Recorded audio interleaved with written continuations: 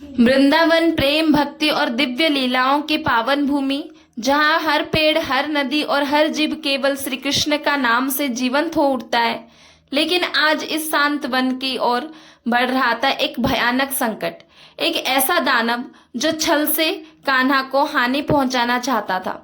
देखिए श्री कृष्ण लीला का अद्भुत अध्याय, बत्सासुर का वध। वृंदावन की गलियों में पक्षियों का मधुर संगीत गूंज रहा था। यमुना जी की ठंडी हवाएं पूरे वातावरण को आनंदमय बना रही थी। नंद बाबा के आंगन में ग्वाल बाल अपने प्रिय कान्हा के साथ वन जाने की तैयारियां कर रहे थे। माता यशोदा प्रेम से अपने लल्ला को तैयार कर रही थी। उन्होंने कृष्ण के माथे पर तिलक लगाया, पीताम्बर पहनाया और भोजन की पोटली देते हुए बोली, लल्ला ध्यान से रहना और समय पर भोजन कर लेना। थोड़ी ही देर में कृष्ण, बलराम और सभी ग्वाल बाल बछड़ों के लेकर वन की ओर निकल पड़े। रास्ते भर कान्हा अपनी बांसुरी बजाते रहे और पूरा वातावरण मधुर संगीत से भर गया। उधर मथुरा में राजा कंस भय और क्रोध से तड़प रहा था। उसके भेजे हर राक्षस का अंत हो चुका था। अब उसने बुलाया अपने मायावी असुर बत्सासुर को। बत्सासुर, वृंदावन जाओ और उस कृष्ण का अंत कर दो, कंस ने आदेश दिया। कुछ ही समय में बत्सासुर वृंदावन पहुंच गया।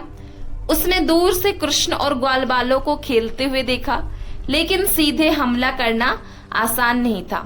अपनी मायावी शक्ति से बत्सासुर ने स्वयं को एक छोटा सा बछड़े के रूप में बदल दिया और चुपचाप असली बछड़ों के बीच में जाकर खड़ा हो गया। लेकिन बत्सासुर यह भूल गया था कि श्री कृष्ण सर्वज्ञ है। कृष्ण ने दूर से ही उसे पहचान लिया। दाऊ देखिए, आज हमारे बीच एक नया मित्र आया है, कृष्ण अपने बड़े भाई को बोल रहे हैं। बलराम जी तुरंत समझ गए कि यह कोई साधारण बछड़ा नहीं, बल्कि एक खतरनाक राक्षस है। बत्सासुर मौका ढूंढ रहा था कि कब वो कृष्ण पर हमला करे, लेकिन भगवान की लीला कुछ और ही थी। अचानक श्री कृष्ण आगे बढ़े और उन्होंने बत्सासुर के पिछले पैर को बहुत जोर से पकड़ लिया और फिर पूंछ पकड़ लिया। बत्सासुर घबरा उठा। कान्हा ने बत्सासुर को इतनी तेज से घुमाना शुरू किया कि पूरा वन कांप उठा। पेड़ों की शाखाएं हिलने लगी और ग्वाल बाल आश्चर्य से यह लीला देखने लगे।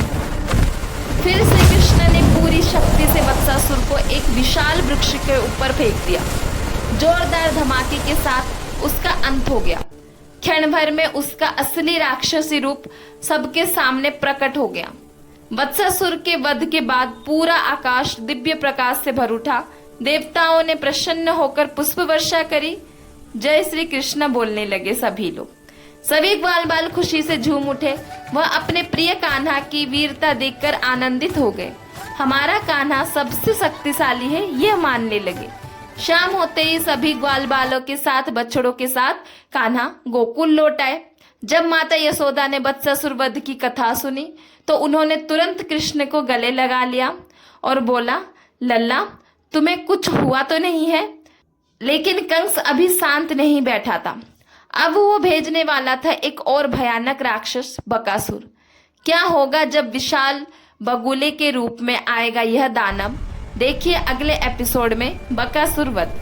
अगर आपको यह दिव्य कथा पसंद आई है तो वीडियो को लाइक करें, चैनल को सब्सक्राइब करें और हाँ, बेल आइकन को जरूर प्रेस करें और कमेंट में जय श्री कृष्ण लिखना ना भूलें।